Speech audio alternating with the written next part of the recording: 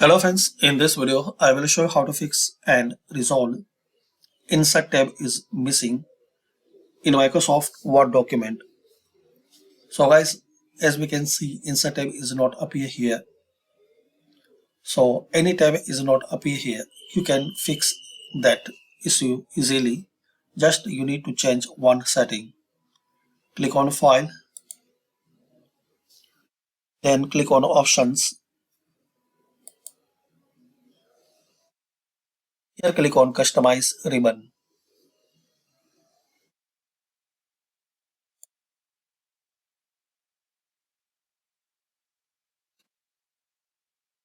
Now in this list, you have to find out Insert tab. So as we can see, it's not selected. So select it, then click on OK.